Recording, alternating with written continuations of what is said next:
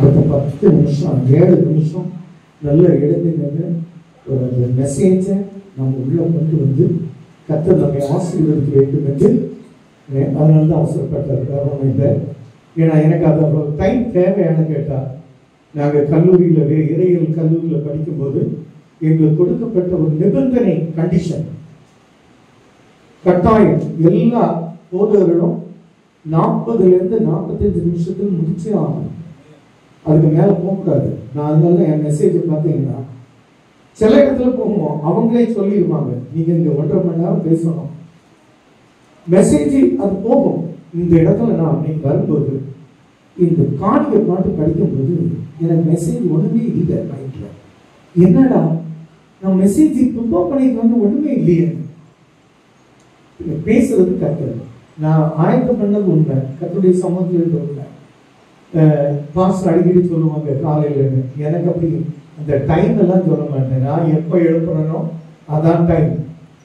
திடீர்னு பார்த்தீங்கன்னா இப்போ சமீபத்தில் பாஸ்டர் தாமஸ் சொன்னாங்க, காதில் ஒரு சத்தம் கேட்கும், இல்லைன்னா உன்னை எழுப்போம், ஒரு சவுண்டை கேட்கும், ஏதோ விழுந்து இருக்கிறத எழுப்பிட்டியா நீ தேவ சமூகத்தில் உட்காந்து கத்தரை நோக்கிப்பார்.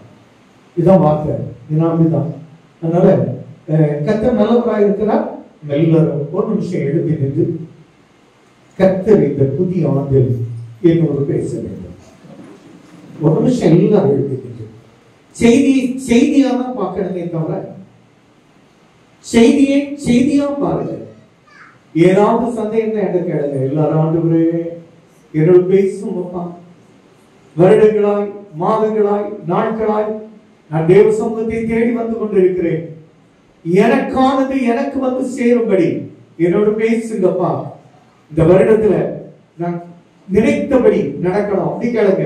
ஆண்டவரே 2024 நான் நினைத்தது நிறைய எனக்கு கிடைக்கல. ஆனா 2025 ஆண்டவரே நான் நினைத்ததெல்லாம், நான் தேவ சமூகத்துல வைத்த எல்லா வேண்டுதலும் எனக்கு வந்து சேரணும். இது ஒரு நிமிஷம் கேளுங்க. கர்த்தர் இந்த செய்தி உங்களுக்கானதா இருக்கு. இந்த செய்தி நான் கட்டாயம் அநேகருக்கு ஆவலை கொடுத்தோம். இந்த செய்தி உங்களுக்கு அநேகருக்கு ஒரு புதுபலனை கொடுத்தோம்.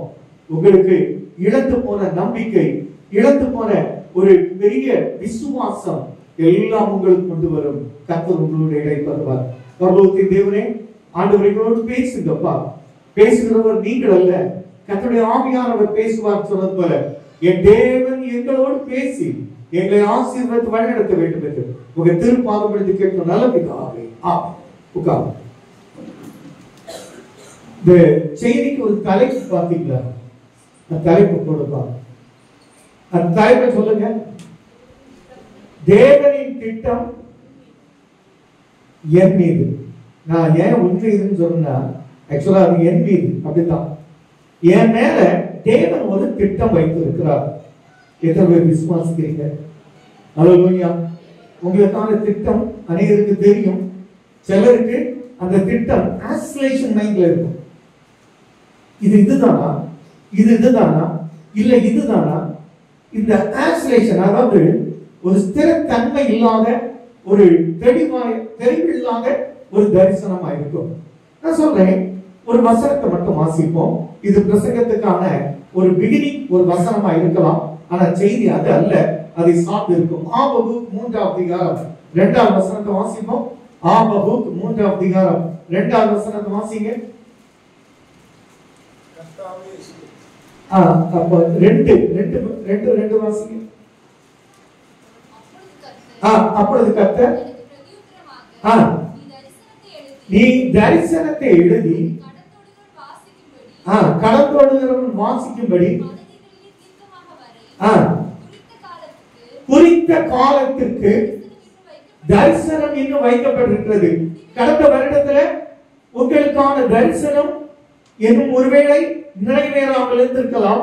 அந்த தரிசனம் வைக்கப்பட்டிருக்கிறது முடிவிலே. அப்ப இந்த வருஷ கடைசியா இல்ல, ஒரு வருடம் நேற்று கழிந்த நாள் போலவும் ராஜாமம் போலவும் கர்த்தருடைய சமூகத்தில் இருக்கிறது. சரிதானா? நல்லா புரிஞ்சுடுங்க. ஒரு வருடம். அப்ப இந்த வருடத்தின் முடிவான கேட்டா ஆண்டவருடைய வசனத்தை தான் சொல்றேன். நேற்று கழிந்த ராஜாமம் போல ஒரு நாள் இருக்குமா, ஒரு வருஷம் தேவ சமூகத்துல. அது ஒரு எக்ஸாம்பிள் சொல்றேன், கவனிச்சுடுங்க. நமக்கு எல்லாருக்கும் ஆதியாகமத்தில் நிறைய கேட்டிருக்கோம். ஈசாக்கை ஆபிரகாம் பலியிட போக அவர் திட்டம் பண்ணுகிறார். இந்த பலியிடுவதற்கு பாருங்க, அவர் கேட்டது என்ன தெரியுமா? நம்மகிட்ட விறகு கட்டை இருக்கு, தீப்பெட்டி இருக்கு, ஆனா ஆட்டுக்குட்டி. அவன் சொன்னது சரிதானா? ஆதியாகமம் 22 பாருங்க, அந்த வசனம் இருக்கு பாருங்க. ஆட்டுக்குட்டின்னு சொன்னானா ஆட்டுக்கடான்னு சொன்னானா? ஆட்டுக்குட்டி. நல்லா வாசிங்க அந்த வசனத்தை. யாராவது எடுத்துட்டு வாசிங்க. இதுதான் உங்களுக்கு ஒரு சின்ன உங்க தரிசனம் இந்த வருடத்திற்குள் உங்களை சந்திக்கும். நிச்சயமா கர்த்தர் உங்களோடு பல முறை ஒரு காரியத்தை பேசிக் கொண்டிருக்கிறார், மாற்றம் இல்ல. அது உங்க காதுல கேட்கலாம், நீங்க ஜெபத்துல இருக்கிறதுல உங்களுக்கு அந்த தரிசனம் தென்படலாம்.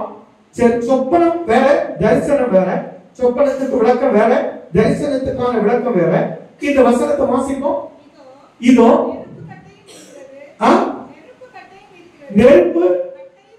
நெருப்பும் கட்டையும் இருக்கிறது. என்ன பலிக்கு? தகன பலிக்கான ஆட்டுக்குட்டி. ஆட்டுக்குட்டி எத்தனை வருஷம்? ஒரு வயது உள்ள ஆட்டுக்குட்டி தான். ஆட்டுக்குட்டி பலியிடுவதற்கு ஆட்டுக்குட்டி என்றால் எத்தனை? ஒரு வயது உடையது. இப்ப பிரயாணம் எத்தனை நாள்? 3 நாள். அந்த அதிகாரம் 22 வாஸ்து பாத்தீங்கன்னா இது செய்திக்கானது அல்ல. செய்திக்கு முன்னாலே ஒரு சில காரியங்கள் சொல்லும்படி ஆண்டவர் என்னோடு பேசிக் கொண்டிருக்கிறார். இதுல வந்தேன், உட்கார்ந்து இருக்கும் போது என் மைண்ட் சுத்தி பிளாங்கா இருக்கு. ஆனா இப்போ அது உள்ள பேசிட்டு இருக்கு. அதுதான் அதுல மேற்கோள் காட்டி இதை சொல்றார். இது ஒருவேளை உங்களுடைய விசுவாசத்துக்காக இருக்கலாம், இல்லைன்னா மீட்டு பெற்றுக் கொள்வதற்காக இருக்கலாம். அதனாலதான் சொன்னேன், ஒரு வருடம் அது நேற்று கழித்த ராஜாங்கம் போல ஒரு வருடம் தேவ சமூகத்துல. அதுக்கான உதாரணம் தான் ஆட்டுக்குட்டி. இங்கே ஆட்டுக்குட்டி என்பது தேவ சமூகத்தில் பலியிடுவதற்கு ஒரு வயது நிரம்பியது ஆட்டுக்குட்டி. ஆனா அதுக்கு ஒரு 10 வருஷம் கழித்து பாருங்க, முதலிலே சிக்கப்பட்ட 3 நாள் பிரயாணம். இவன் 3 நாள் பிரயாணம் போய் 3வது நாளில் மோரியா மலையில நிற்கிறாங்க. அங்க பாத்தீங்கன்னா முதலிலே சிக்கப்பட்ட ஆட்டுக்கடாவை பாருங்க. தேங்க்ஸ். ஆதியாகமம் 22:13 அதை வாசிங்க. ஆபிரகாம் தன் கண்களை ஏறெடுத்து பார்க்கும்போது, நானும் உங்களுக்கு அப்படிதான் சொல்லுவேன், எல்லாரும் கண்களை ஏறெடுத்து தேவனை பாருங்க, மனுஷனை பார்க்காதுங்க. மீண்டும் சொல்றேன், எல்லாரும் ஏறெடுத்து யாரை பாருங்க? தேவனை பாருங்க. நீங்க தேவனை பார்த்தால் ஆட்டுக்குட்டி அல்ல, ஆட்டுக்கடாவை கர்த்தர் உங்களுக்கு கொடுப்பார். நல்ல கரங்களை தட்டி கர்த்தர் எடுத்துவோம். நல்ல கரங்களை தட்டி கர்த்தர் எடுத்துவோம். இந்த ஆட்டுக்கடாவும் ஆட்டுக்குட்டிக்கு பலியிடுதல்ல ஒரு வேரியேஷன் இருக்கு. அது இப்ப நான் சொல்ல முடியாது, அது செய்திக்கு அப்பாற்பட்டு போயிடும். அதனால இந்த செய்தி தேவனுடைய திட்டம் உண்மையில் என்றால், என் மேல தேவன் ஒரு திட்டம் வைத்திருக்கிறார். இங்க ஈசாக்குக்கு மேல தேவன் ஒரு திட்டம் அல்ல, ஆபிரகாமுக்கு மேல தேவன் வைத்த திட்டம் இது. ஆட்டுக்கடாவை அவன் பலியிட போகல. புறப்படும் போது பலிபீடம் எது தெரியுமா? ஈசாக்கு. கர்த்தர் என்ன சொன்னார்? கர்த்தர் என்ன சொன்னார்? உன் சுதன் என்றும் உன் ஏக புத்திரன் என்று பார்க்காமல் அவனை, அந்த இதே அதிகாரத்துல 1வது வசனத்துல பாருங்க. 1வது வசனத்துல பாருங்க. நீ 2வது வசனம் பாருங்க. அப்பொழுது அவர் உன் புத்திரனும் உன் ஏக சுதனும். இது ஒரு பெரிய கிரிட்டிக்கல் கண்டிஷன்.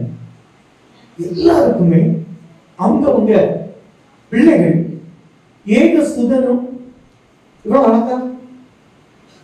ஏக சுதனும் நேசகுமாரத்தையும் நேசகுமாரனுமா இருக்கிறார். அதை ஆண்டவர் கேட்டார். இதே இடத்துல இன்றைக்கு இப்படி ஒரு கேள்வியை உங்கள்கிட்ட கேட்டா, இந்த ஆலயமும் வேண்டாம், ஆண்டவரும் வேண்டாம். ஏன்னா நான் ஒரு இடத்துல ஒரு செய்தி கேட்டிருந்தேன். ஒரு பாஸ்டர் அழகா பிரசங்கம் பண்றாரு. ஆண்டவர் இப்படி செய்ய மாட்டேன்னு சொன்னா அந்த ஆண்டவர் எனக்கு வேண்டாம். நான் சொல்றேன், நீ ஆண்டவர் வேண்டாம்னு சொன்னாண்டா அவர் ஒண்ணு வேண்டாம்னு தூர போட்டு போயிட்டே இருப்பார். இதுதான் உண்மை இல்லையா? ஆண்டவர் கேட்டது இது. எப்போதும் ஆண்டவர்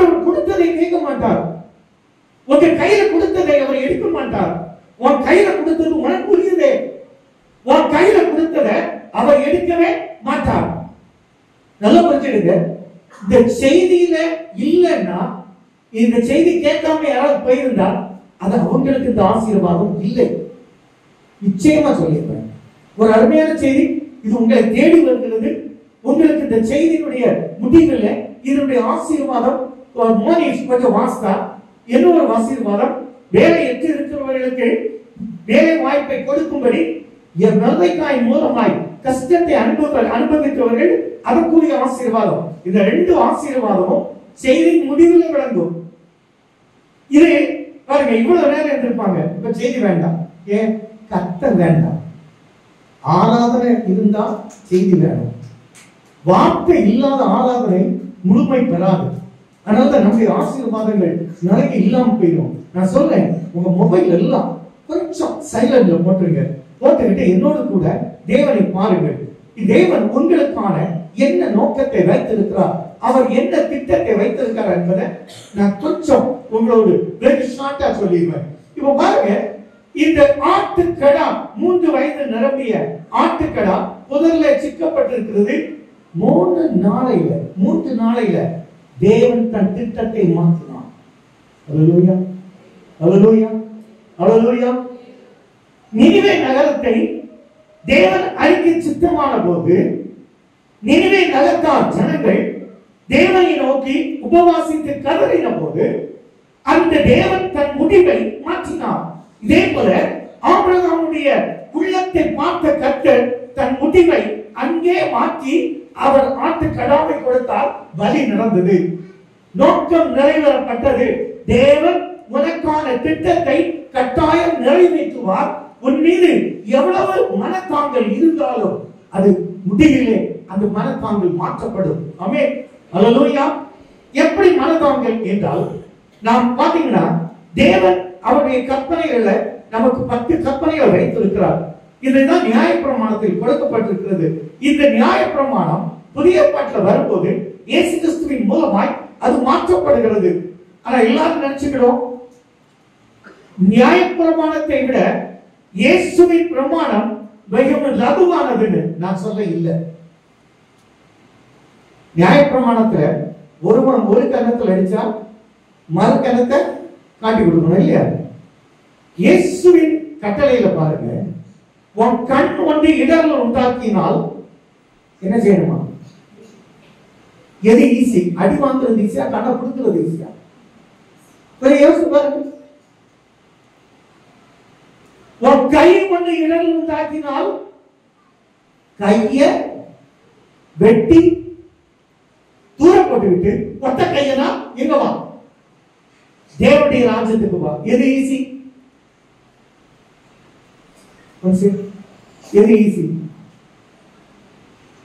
இயேசு கிறிஸ்துவின் நிபந்தனைகள் ஈஸியா, மோசேயுடைய நியாயப்பிரமாணம் ஈஸியா? கொஞ்சம் யோசிச்சு பாருங்க. அப்ப இயேசு நமக்கு கொடுக்கப்பட்ட போதனைகள் கடினமானவர்கள் சிலது இருக்கலாம்.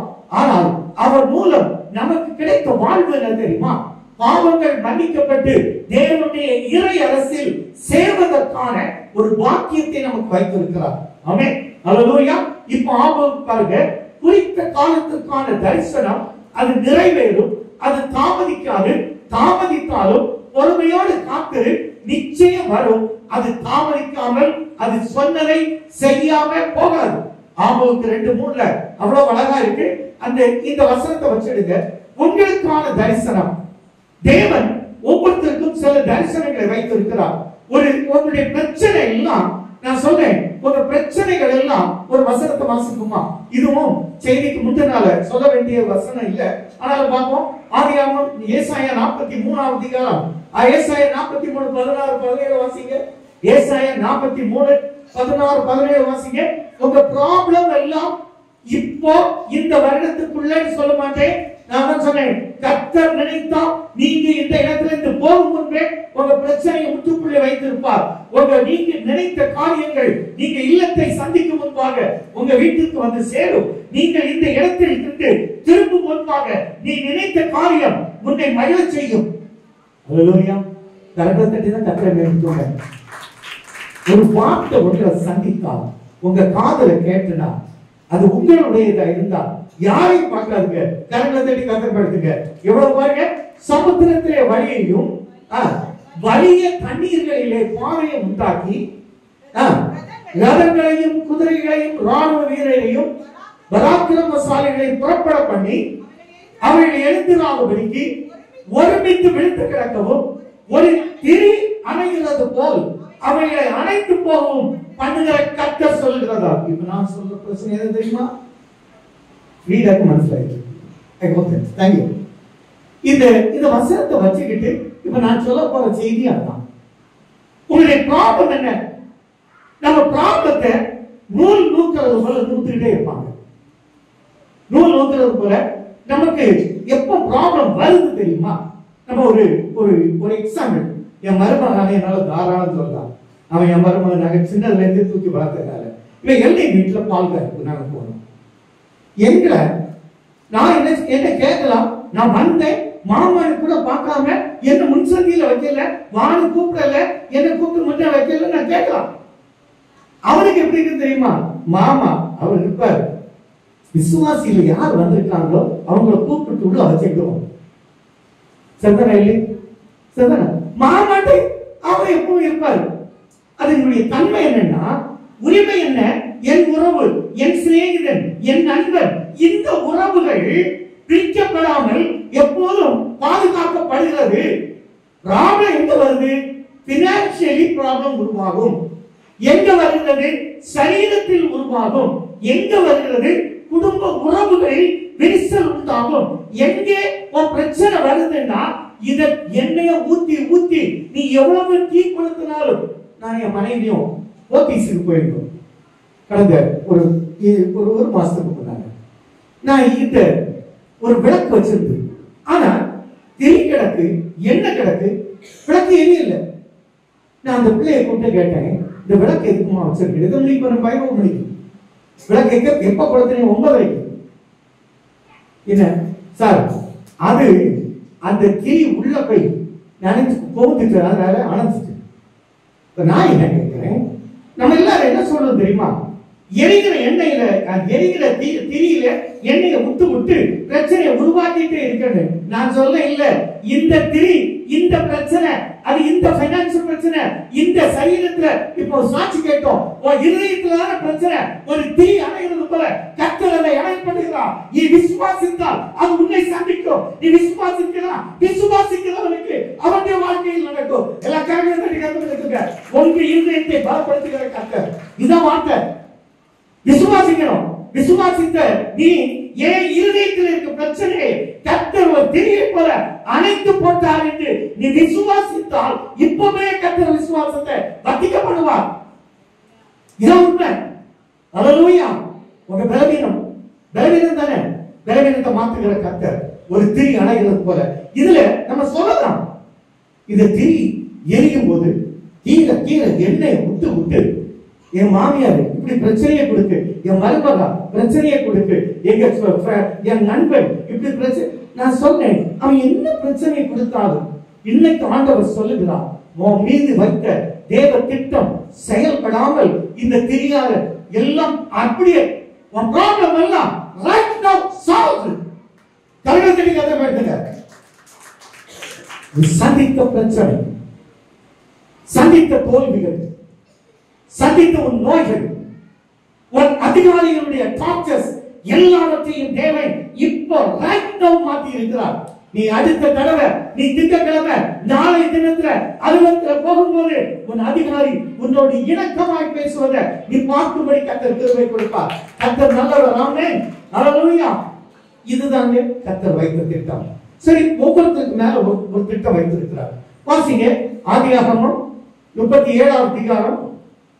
ஆதியாகமம் 37ஆம் அதிகாரம் 6வது வசனம். இந்த சொப்பனத்துக்கு விளக்கத்தை சொப்பனத்தை பார்ப்போம். ஒரு வசனத்தை வாசிப்போம். ஆதியாகமம் 37:6. அவன் அவர்களை நோக்கி, நான் கட்ட சொப்பனத்தை கேளுங்கள். சொப்பனம் என்ன? நல்லா புரிஞ்சுடுங்க. சொப்பனம், நீ நல்லா தூங்கிட்டு இருப்ப, அந்த சொப்பனம் பார்ப்பேன். ஒரு சொப்பனம் பார்த்தானா அது மறக்காது. சில சொப்பனம் பார்ப்பாங்க, சொப்பனத்துல எழுப்பி அப்படியே பாத்ரூம் போயிட்டு வந்த பிறகு அதை நினைச்சிட்டு என்ன சொப்பனம் என்ன கணக்கு, அதுக்கான சொப்பனமே இல்லை. அதை உடனே கலங்கி அப்படியாக்கணும் இப்படியாக்கணும், சொப்பனமே அல்ல, அது ஒரு இருதயத்தின் கலக்கத்தினால் வந்த வேதனையில் இருந்த சொப்பனம். சொப்பனத்தை கண்டு கலங்குகிறீர்களே அப்படி இருக்கு. நீங்க இந்த இதில் போகாதுங்க, இது சொப்பனம். தத்ரூபமா தூங்குறான், ஒரு சொப்பனத்தை பார்க்கிறான். தரிசனம், தரிசனம் என்ன? தரிசனம் என்பது நல்ல உணர்வோடு ஜெபித்துக் கொண்டு இருப்போம். நாம் ஜெபித்துக் கொண்டு இருக்கும் போது நம்ம உணர்வுக்குள்ள அந்த சொப்பனம், அந்த தரிசனம் நமக்கு அப்படி உள்ளத்துக்குள்ள ஓடிட்டு இருக்கும், கண் முன்னால வந்து நின்று கொண்டு இருக்கும். அது தரிசனம். தரிசனம் ஒரு நாளும் பொய்யா போகாது. நீங்க கண்ட சொப்பனம் உண்மையா நீ மறக்காம அது அப்படியே இருந்தா உன் வாழ்க்கையில அது நன்மையாய் முடியும். அல்லேலூயா, அல்லேலூயா. இங்க அவன் இப்போ யோசேப்பின் மீது தேவ திட்டம் என்ன? இதுதான் என்னுடைய இது. இங்க பாத்தீங்க, தேவனுடைய திட்டம் உன் மீது, தேவனுடைய திட்டம் யோசேப்பின் மீது. இப்படி பார்த்தா வரிசையா நிறைய இருக்கு. முதல்ல நோவாவின் மீது தேவன் வைத்த திட்டம் இது. ஒரு கொப்பையர் மரத்துல ஒரு பேழையை உண்டாக்கு, அது நீளம் இவ்வளவு, ஆழம் அகலம் எல்லாம் 100 வருஷத்துக்கு மேல பிரசங்கித்திருக்கான். ஒருத்தன் கூட பிரசங்க கேட்கல. நல்லா புரிஞ்சுடுங்க, எவ்வளவு சோர்ந்திருப்பான், எவ்வளவு வேதனைப்பட்டிருப்பான். மருமகனும் அவனுடைய மக்களும் மருமக்களும் அவனுடைய வார்த்தைக்கு தான் கட்டப்பட்டிருக்காங்க. பாத்தீங்கன்னா நிறைய மருமக்களை பாருங்க, எங்க மாமியார் வந்தாங்க பல்ல கடிச்சுட்டே சொல்லுவாங்க, ஆனா ஒண்ணு சொல்ல முடியல, என் வீட்டுக்காரர் சத்தம் போடுவாரு. சில மாமியார் சொல்லுவாங்க, என் மருமகா நல்ல பிள்ளைதான் பாஸ்டர், ஆனா அப்படி இருக்கு. இதெல்லாம் நான் சொல்றேன் தரிசனத்துக்கு அல்ல. உங்க தரிசனம் இப்படி இருக்கு பாருங்க. எவ்வளவு தூரத்துக்கு கீழ்ப்படியாமல் போனாலும், உங்களுடைய அன்புக்கு அனுசரணையா இல்லாமலும், உங்க அன்பை புறக்கணிக்கிறதா இருந்தாலும் நீங்க கவலைப்பட வேண்டாம். நோவாவின் மீது தேவன் வைத்த திட்டத்தை நிறைவேற்றும் போது தனி உலகம். ஆமென். கரங்களை தட்டி கத்துறதுங்க, நல்லா புரிஞ்சுடுங்க. தனி உலகம். தேவனுடைய திட்டம் நோவாவுக்கு மேல விளங்கும் போது எப்படி தனி உலகம். அவனும் அவனுடைய பிள்ளைகளும் அவன் கொண்டு போன மிருகங்களும் மட்டும். நல்லா புரிஞ்சுடுங்க. உங்க மேல ஒரு திட்டம் வைத்தால், உங்களுக்கு எதிராக என்ன வந்தாலும் கர்த்தர் சும்மாவும் பார்த்துட்டு இருக்க மாட்டார். ஒரு திரி அணைந்தது போல அணைத்து போடுவார். கவலையப்படாதீங்க. இரண்டாவது பாருங்க, ஆபிரகாம் மட்டும் என்ன திட்டம் வைத்தார்? நான் காண்பிக்கும் தேசத்துக்கு நீ போ, உன்னை நான் பெரிய ஜாதி ஆக்குவேன். இதுல ஒரு ரகசியம் இருக்கு. முதல்ல நம்ம பார்த்திருப்போம், கானான் தேசத்தை நோக்கி பயணப்பட்டது தேராகு. தேராகு கானான் தேசத்துக்கு போறான். ஆனா சீகேமில அவன் இருந்துகிட்டான். தேவனுடைய திட்டம் என்ன? இந்த ஆபிரகாமுடைய சந்ததியை கானான்ல கொண்டு சேர்ப்பது. அந்த திட்டத்திற்கு தகப்பனார் பாதியில் இருந்ததால் மகனை கொண்டு ஃபுல்ஃபில் பண்றார். ஆமென். நீங்க பாதியில விட்டால் உங்க பிள்ளையை கொண்டு தரிசனத்தை நிறைவேற்றுவார். ஆமென். உங்க தரிசனம் ஒண்ணும் பொய்யா போகாது. இந்த பூமியில நீங்க பலத்திருப்பீங்க, உங்களை யாரும் ஒண்ணும் செய்ய முடியாது. ஏன்னா இந்த பூமியில நீங்க பண்ணின எல்லா நன்மைகளையும் கர்த்தர் நினைத்து வைத்திருக்கிறார். எவ்வளவு அழகான மோசேயை பற்றி கர்த்தர் வைத்த திட்டம் என்ன? நீ நிற்கிற பூமி பரிசுத்த பூமி, நீ நிற்கிற இடம் பரிசுமை. பச்சை முச்செடி பத்தி எரிகிறதை அவன் பார்க்கிறான். எப்படி பச்சை முச்செடி பத்தி எரிகிறதை பார்க்கிறான். நான் சொல்றேன், இங்க இருக்கிற அநேகர் இப்படிப்பட்ட ஒரு புதிய அனுபவத்தை, புதிய அற்புதத்தை பார்க்க போறீங்க. இந்த வருஷத்துல இந்த சபையில நடக்கும், அது உங்க மேல இருக்கும். கர்த்தர் உங்களை கொண்டு இப்படி பச்சை எரிய வைப்பார். உங்களை கொண்டு அநேக ஆத்துமாக்களை எழும்ப செய்வார். கர்த்தர் அப்படி உங்களுக்கு கிரியை செய்து நல்லவராய் இருப்பார். ஆமென். உங்க பிள்ளைகள் அநேகர் மோசேயை போல தலைவர்களாய் கர்த்தர் கொண்டு வர சித்தமா இருக்கிறார். நாட்டையில அடுத்த நியாயாதிபதியில கிதியோனுக்கு மேல என்ன திட்டம்? பாத்தீங்கன்னா நியாயாதிபதிக்கு போயிட்டோம். இப்போ கிதியோனுக்கு மேல என்ன திட்டம்? அவன் வருமானத்தை எல்லாம் மீதியான எடுத்துட்டாங்க. அவர் சொல்லுகிறார், உனக்கு இருக்கிற அந்த பலத்தோடு நீ போ, மீதியான மேற்கொள்ளுவாய், நீ சாவதில்லை, உனக்கு சமாதானம். அதனால யெகோவா ஷாலோம் என்று பெயரிட்டான். அவனுடைய திட்டம் என்ன? இந்த மீதியான மேற்கொள்ள கிதியோனால மட்டும்தான் முடியும். கிதியோனியால மட்டும்தான் முடியும், வேற யாரால முடியாது. நான் சொல்றேன், உங்களை கொண்டே உங்க சத்துருவை மேற்கொள்ள கிருபை கொடுப்பான். ஆமென். உங்க வருமானம் அப்படியே போயிட்டு இருக்கு. நான் சொல்றேன், இன்று முதல் உங்க வருமானம் உங்களை விட்டு போகாது. நீ கிதியோனா இருந்தால் உன் வருமானத்தை சத்துரு எடுக்க மாட்டான். உன் வருமானத்தை மருத்துவமனை கொடுக்க மாட்டீங்க. உன் வருமானத்தை வட்டிக்காரங்க கொடுக்க மாட்டீங்க. நான் சமீபத்துல ஒரு தம்பிகிட்ட பேசி இருந்தேன். தம்பி சொன்னது எனக்கு கொஞ்சம் பெரிய சிந்தனையா இருக்கு. என்னடா 10,000 ரூபாய்க்கு 500 ரூபாய் வட்டி, இது என்னடா கொடுமை? நான் அவனை கூப்பிட்டு கேட்டேன், வருஷத்துக்கு வட்டியை கொடுத்து நீ வாங்கினதை விட வட்டி கூட கொடுக்குறேன், கொஞ்சமா யோசிச்சியா? ஐயோ பாஸ்டர், நான் அதை யோசிக்கலையே. இன்னைக்கு முதல்ல முழங்கால் போட்டு ஜோமனை கொண்டு காட்டு கொண்டு வட்டி. நான் சொல்ல இன்று சொல்லுகிறேன், நீ கிதியோனா இருந்தால், நீ விசுவாசிக்கிற கர்த்தர் உன் மீது கிரியைப்பட்டு இந்த வருமான குறைவை உன்னை விட்டு இன்று அகற்ற அவர் சித்தமாக இருக்கிறார். உன் வருமானம் உனக்குரியதா இருக்கும், அது வேறு ஒருவனுக்கு உரியதாய் இருப்பதே இல்லை. கரங்களை தட்டி கத்தப்படுத்துவோம், அந்த கர்த்தர் நல்லவராக இருக்கிறார். ஹல்லேலூயா. இப்படி சொன்னா சொல்லிட்டே போலாம். இப்போ முக்கியமான ஒரு செய்திக்கு நேராக வருகிறோம். அதனால எல்லாரும் வாசிப்போம். ஆதியாகமம் 40வது அதிகாரம். எல்லாரும் எழுப்பி நின்று, இது நம்முடைய வாழ்க்கையில நம்ம செய்த நன்மைகள் நிறைய, மறந்து போனவங்க நிறைய இருப்பாங்க. ஒரு நிமிஷம் அப்படியே எல்லாம் எழுப்பி நின்று இந்த வேத பகுதியை நீ போடாண்டா, ஸ்கிரீன்ல போடாண்டா, இப்போ போடாண்டா, எல்லாரும் பைபிள் எடுத்து, இது உங்களுக்கானது. நீங்க மனுஷரை பார்க்கலாம், கர்த்தர் உங்களை பார்க்கலாம். ஹல்லேலூயா, ஹல்லேலூயா, ஹல்லேலூயா. வாசிப்போமா? ஆதியாகமம் 40வது அதிகாரம் 14வது வசனம். ஆதியாகமம் 40:14.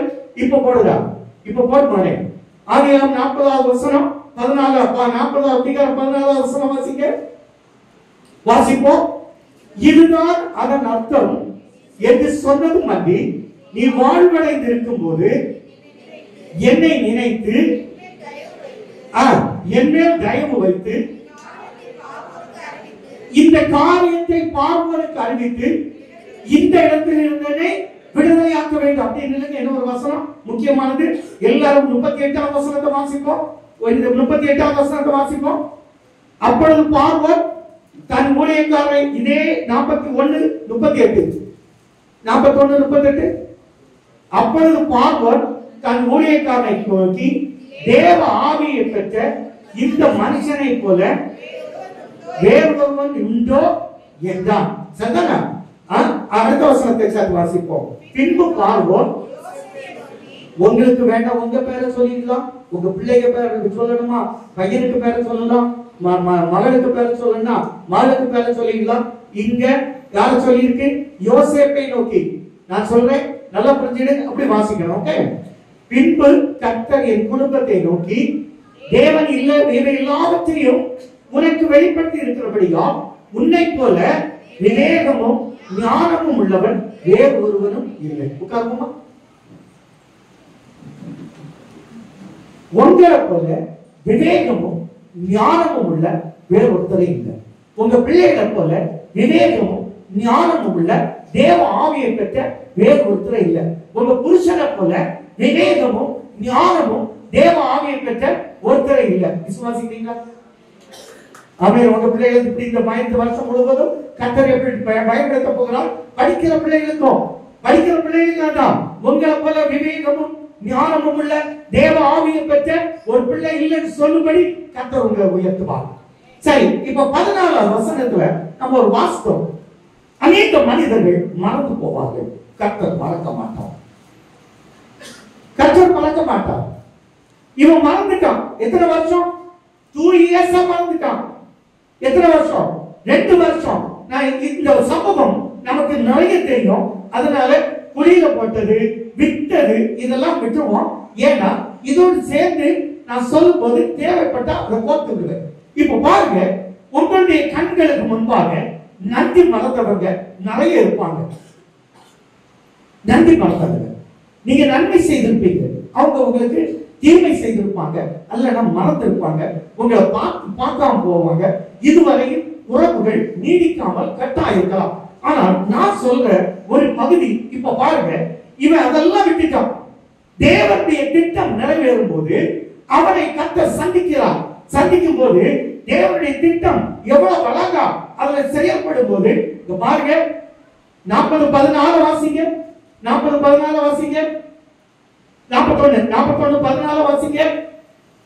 இதுவரை நீங்க எப்படி இருந்தாலும் அதற்கு பார்வான் யோசேப்பை அழைப்பித்தான், அவனை தீவிரமாய் காவல் கிடங்கில் இருந்து கொண்டு வந்தார்கள்.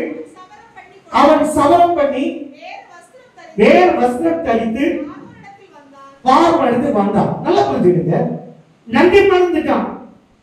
பானபாத்திரக்காரன் பெற்ற நன்மையை மறந்துட்டான். ஆனா அது அல்ல, யோசேப்பின் மேல் குற்றம் சாட்டப்பட்டது என்ன?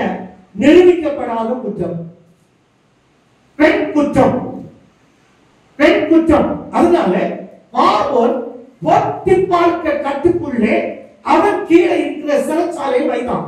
ஏன் தெரியுமா? இந்த யோசேப்பை பற்றி அவனுடைய மனைவி பேசக்கூடாது, போத்திபாருடைய மனைவியை பற்றி யோசேப்பு எங்கும் பேசக்கூடாது என்ற நோக்கத்துல போத்திபாருக்கு கீழே உள்ள சிறைச்சாலையில அவனை வச்சுட்டான். அல்லேலூயா. சில சமயங்கள்ல என்னடா இவங்களே கொண்டு வச்சுட்டாங்களே, சரி கர்த்தர் இப்படி செய்துட்டாங்க நினைப்போம். இல்ல இல்ல, நல்லா பிடிச்சிடுங்க, பாதுகாப்பு. ஏன்னா போத்திபார் ஆன்சர் டு பார்வோன். இந்த யோசேப்பின் மீது போத்திபார் கை வைத்தால் இவன் யாருக்கு ஆன்சர் பண்ணணும்? பார்வோனுக்கு ஆன்சர் பண்ணணும். அதனால பாதுகாப்பு அங்கே இருக்கட்டும். அவன் எங்க இருந்தாலும் தலைவராக தான் இருந்தான். நீ கட்டுக்குள்ள இருக்கலாம், உன்னை புறக்கணிக்கலாம். யார் புறக்கணிச்சாலும் கர்த்தர் உன்னை புறக்கணிக்க முடியாது. அல்லேலூயா. கர்த்தர் உன்னை புறக்கணிக்கவில்லை. உனக்கானது உன்னை தேடி வருகிறது. ரொம்ப ஒரு சிந்தித்து பார்த்தீங்கன்னா ஒரு எக்ஸலண்ட் யோசேப்புக்கும் நம்முடைய ஆண்டவருக்கும் எத்தனை ஒற்றுமைகள் இருக்கு? யாராவது சொல்லுவீங்களா? எத்தனை ஒற்றுமைகள் தெரியுமா? இல்ல நான் புடிச்சு வச்சிருக்க ஞாபகத்துல. இப்போ நான் அடுத்த வாரத்துல கேட்டாலும் எப்ப கேட்டாலும் சொல்லணும். 42 ஒற்றுமைகள் இயேசுவுக்கும் யோசேப்புக்கும் உண்டு. அதனால்தான் யோசேப்பை கர்த்தர் தெரிந்தெடுத்தாரான்னு கேட்டா, உங்களை கர்த்தர் அப்படிதான் வந்திருக்கிறார். உங்களை தன் பிள்ளையாக பாவித்தால் உன் சூழ்நிலை என்ன தெரியும், உனக்கு இருக்கிற பலம் என்ன தெரியும், உனக்கு பலவீனம் என்ன என்று தெரியும். கர்த்தர் தெரிந்துதான் உன்னை சந்திக்க வந்தார், உன்னை கரத்தில் பிடித்திருக்கிறார். அல்லேலூயா. 42 ஒற்றுமை. ஒன்று, யோசேப்பினுடைய வஸ்திரம் உரியப்பட்டது போல இயேசுவுடைய வஸ்திரத்தையும் உரிந்தார்கள். சரிதானா? வச்சிடுங்க. இந்த வஸ்திரம் தான் இன்னைக்கு டாபிக்ல வரும். இந்த வஸ்திரம் தான் உங்களுக்கு எப்பேற்பட்ட வஸ்திரங்கள் இனி உங்க பிள்ளைகளுக்கு, உங்க புருஷனுக்கு, உங்க குடும்பத்துக்கு கர்த்தர் கொடுக்க போகிறார். 2, பாருங்க, யோசேப்பு 20 காசுக்கு விற்கப்பட்டான். ஆனால் இயேசு எத்தனை காசு விற்கப்பட்டார்? எத்தனை காசுக்கு? 30 காசுக்கு. 10 காசு தான் வித்தியாசம், வேற ஒண்ணும் இல்லை. எத்தனை காசு தான் வித்தியாசம்? 10 காசு. 2, காட்டி கொடுத்தவன் 2 யூதானா. காட்டி கொடுத்தவன் யோசேப்பை காட்டி கொடுத்தவன் யூதா. அவன் தான் சொல்றான் 20 காசுக்கு விற்றுருவோம். ரூபன் குழியிலிருந்து தூக்கிறதுக்கு ஆயத்தமா இருந்தான். அவன் போயிட்டு 5 நிமிஷம் கழிச்சு பார்த்தா குழிக்குள்ள ரூபனுக்கு படபடக்கிறான். எங்க அப்பாக்கு நான் என்ன சொல்லுவேன்? எங்க அப்பாக்கு நான் என்ன சொல்லுவேன்? ஆனா யூதா என்ன செய்தான் தெரியுமா? 20 காசுக்கு வித்துட்டான். இயேசுவை வித்தவனும் யூதாவே. என்ன யூதானா? எபிரேய மொழியில யூதா தான் இருக்கு. நமக்கு தமிழ்ல தான் வேற்றுப்படுத்தி காட்ட யூதாஸ் என்று வைத்திருக்கிறார்கள். வேற ஒன்றும் இல்ல. உங்களை எத்தனை பேர் விற்கலாங்க, கர்த்தர் விற்க விட மாட்டார். விசுவாசிக்கிறீங்களா? உங்களை எத்தனை பேரும் மறந்துக்கலாம், எத்தனை பேரும் என் நண்பனே இல்லைங்கிறான். எனக்கு நான் சொல்றேன், நன்மை உங்களுக்கு திராணி இருந்தா கட்டாயம் செய்யுங்க. இன்னைக்கு நன்மை செய்திருக்கீங்க, நாளைக்கு நன்மை பெற்று உன்னை மறந்துடலாம். அடுத்த நாள் உன்னை தேடி வந்தா உனக்கு திராணி இருந்தா கட்டாயம் செய், இல்லைன்னா அது பாவம். நீ செய்யலன்னா பாவம். அதனாலதான் நான் எத்தனை தப்பிதங்கள் பண்ணாலும் நன்மை செய்யறதுக்கு தயார். என்னால முடிஞ்சுதான் கட்டாயம் செய்துடுவேன், செய்யாமல் இருக்க மாட்டேன். இதுதாங்க. அப்படி செய்யுங்க. கர்த்தர் யோசேப்பை போல உங்களுக்கு நல்ல வெண்வஸ்திரம் தைக்கப்பட்டவனாக, சடல் நூல் தைக்கப்பட்டவனாக, அந்த சிம்மாசனத்தில் ராஜ குதிரைக்கு மேல அவர் சிம்மாசனத்துல பார்வோனுக்கு அதிக அடுத்தபடியாக உங்க விரல் நீட்டினா செய்யும்படி கர்த்தர் உங்க பிள்ளைகளை உங்களை கொண்டு உயர்த்த அவர் நல்லவராக இருக்கிறார். கரங்களை தேடி கத்தப்படுத்துங்க. இந்த வருடத்துல நீ பட்டம் முடிச்சிருப்பாய், நீ படித்துக் கொண்டிருக்கலாம், நீ ப்ரிப்பேர் பண்ணிட்டு இருக்கலாம், பெரிய பெரிய போஸ்டுக்காக நீ உன்னை ஆயத்தப்படுத்திக் கொண்டிருக்கலாம். எது எப்படினாலும் சொல்றேன், உன் பிள்ளைய யோசேப்பை போல இரண்டாவதாய் உயர்த்த, உன் புருஷனை கொண்டு உயர்த்த, உன் பிள்ளையை கொண்டு உயர்த்த, உன் மருமகளை கொண்டு உயர்த்த, உன் மருமகளை கொண்டு உயர்த்த கர்த்தர் சித்தமாய் இருக்கிறார். விசுவாசிக்கிறவர்கள் நாம் இந்த கரங்களை தட்டி கத்தப்படுத்துவோம். நம்முடைய தேவன் நல்ல கர்த்தர். ஹல்லேலூயா. இந்த உயர்வுக்கு யோசேப்பு அவன் தகுதி வாய்ந்தவனாக இருக்கிறார். என்ன என்றால் வாசிங்க 37வது அதிகாரம், அதே 37வது அதிகாரம் 2வது வசனத்தை வாசிங்க. அவன் தகுதி உள்ளவன், அதனால்தான் கர்த்தர் அவனை எடுத்து உயர்த்துகிறார்.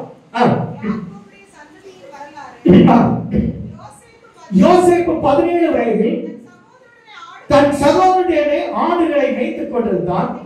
அந்த இளைஞன் பில்காள் சில்பாள் என்றும் தன் தகப்பனுடைய மர்மானாட்டி குமாரோடு இருந்து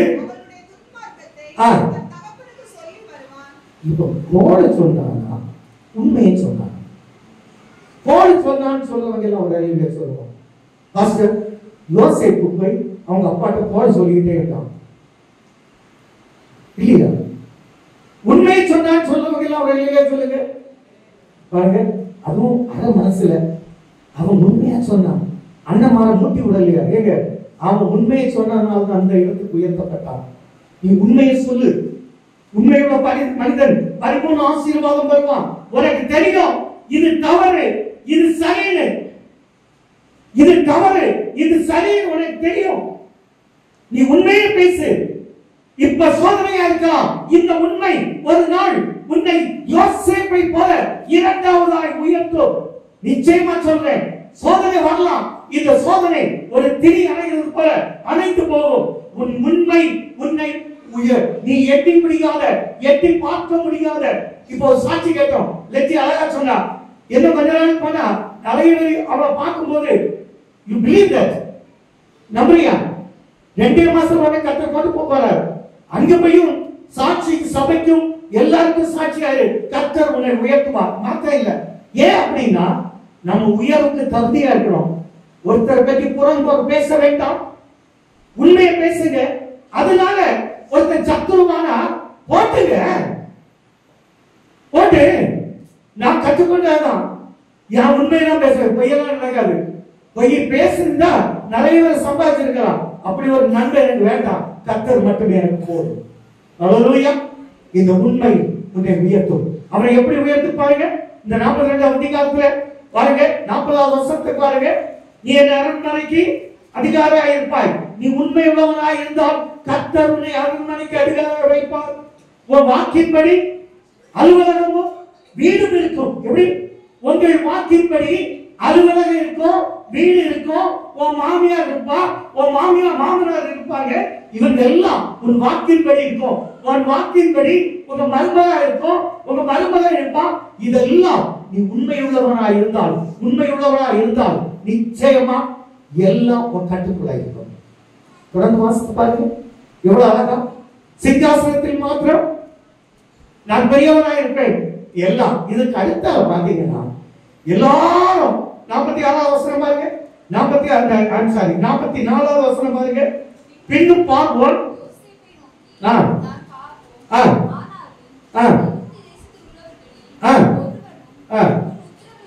உன் உத்தரவு இல்லாமல் தன் கையாவது தன் காலையாவது அசைக்க கூடாது. 42 பார்வோன் தன் கையில் போட்டிருந்த முத்திரை மோதிரத்தை கலச்சி யோசேப்பின் கையில போட்டு மெல்லிய வஸ்திரங்களை உடுத்தி சரப்பணியை கழுத்தில் அடைந்து.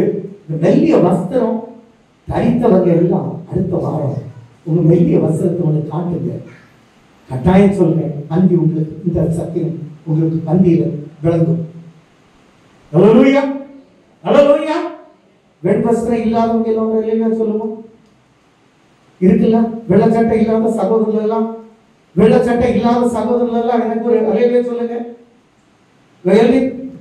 இருக்குல்ல. என் மருமந்த தைரியமா கேட்கலாம். இருக்குல்ல, இருக்கு. அதான் நான் சொல்ல, எல்லாரும் இந்த மெல்லிய வஸ்திரத்துல வாங்க, பந்தியில பங்கு பெறுங்க, உங்க ஆசீர்வாதம் இது சொல்லப்பட்ட எல்லாத்தையும் எடுத்துக்கொள்ளுங்க.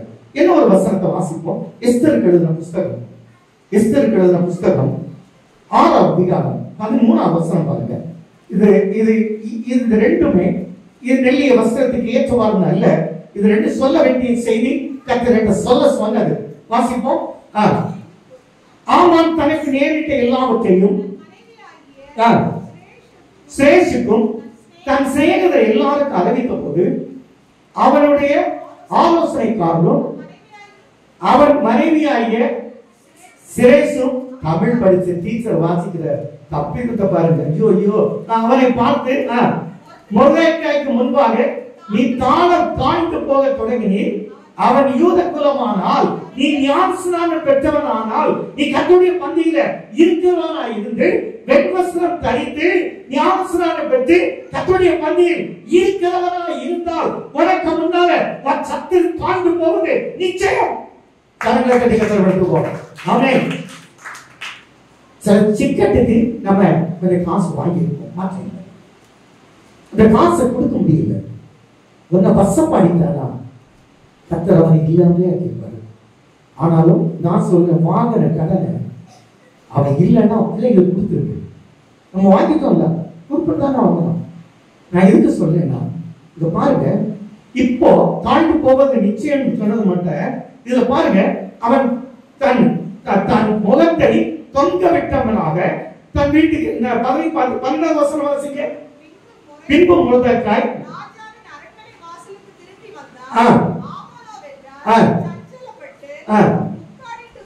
இப்போ இப்படி முந்தின அதிகாரத்துல பாருங்க, முந்தின அதிகாரத்துல மொர்தெக்காய் சங்கடத்தோடு பாரப்பட்டு துக்கப்பட்டு அவன் கடந்து போறான். எதுக்கு தெரியுமா? அவனுடைய குலத்தை அழிக்க இருக்கிறான். இப்போ ஆமானுக்கு பயங்கர ஹாப்பி. இவர் தூக்கு மரத்தை ரெடி பண்ணிட்டாரு. என்ன செய்தார்? தூக்கு மரத்தை.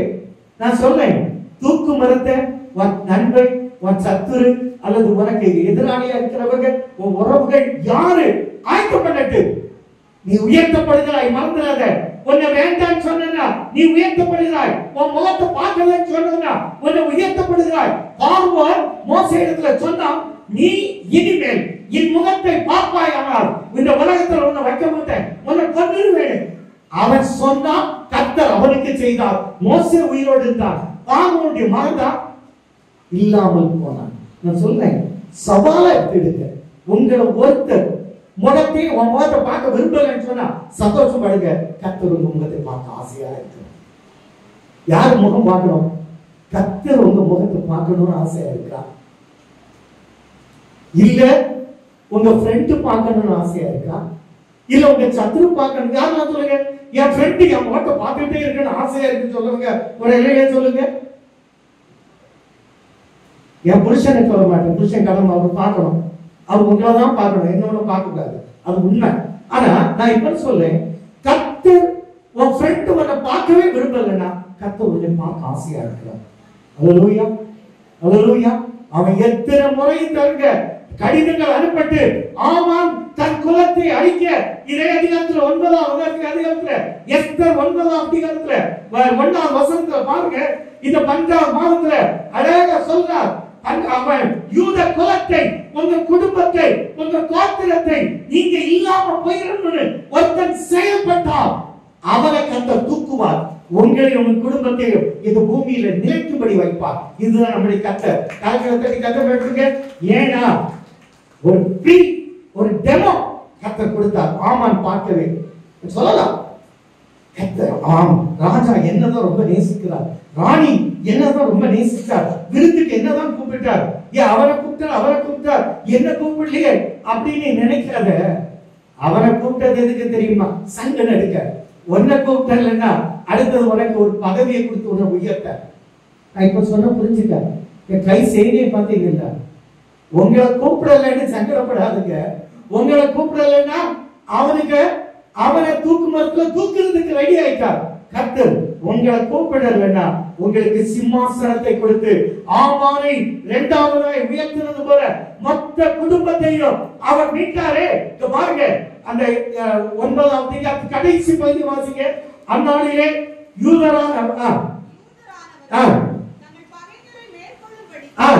காரியம் மாறுதலாய் முடிந்தது.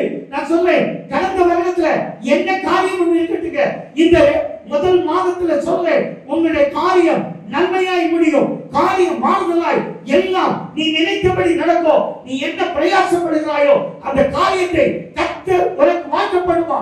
உண்மையாயிரு. எஸ்ரா வேதத்தை தியானிக்கவும் அதை தியானப்படவும் தன் மனதை பக்குவப்படுத்தினார். அவனுக்கு கையில அவன் கேட்டதெல்லாம் ராஜா கொடுக்க வைத்தார்.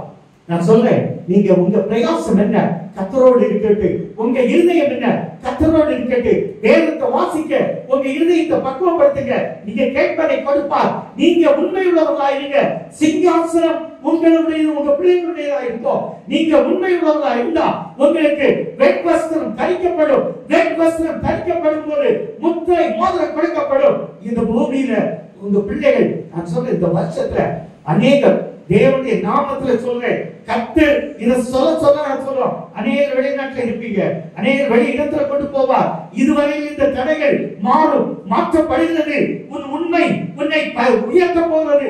எல்லாரும் எழுந்திருந்து ஆண்டவருடைய நாமத்தை கொஞ்ச நேரம் அதை அப்படியே அனலைஸ் பண்ணி பாருங்க.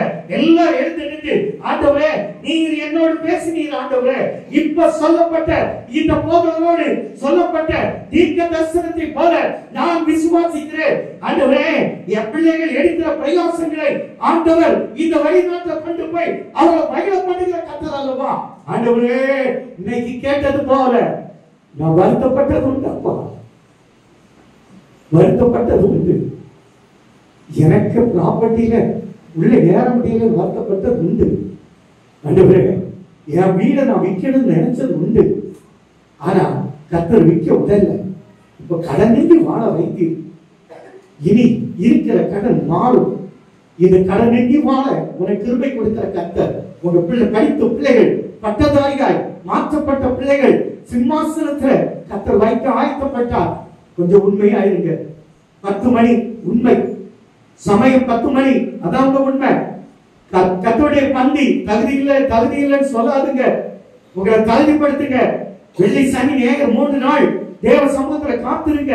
வெள்ளிக்கிழமை காலையில இருந்து 1 மணி நேரம் தேவ சமூகத்துல காத்துங்க. பந்தியில பிரவேசிங்க. உங்க பிள்ளைகள் இந்த பூமியில தரமானாய் இருப்பாங்க, சிங்காசனத்தில் இருப்பாங்க, பெரிய மனிதர்களாய் மாற்றுவார். அநேகருக்கு நீங்க நினையாத எதிர்பார்க்காத காரியங்களை கர்த்தர் உங்க வாழ்க்கையில செய்ய போகிறார். எதிர்பார்த்த காரியங்கள் எதிர்பார்த்தபடியே நடக்கும் என்கிறேன்.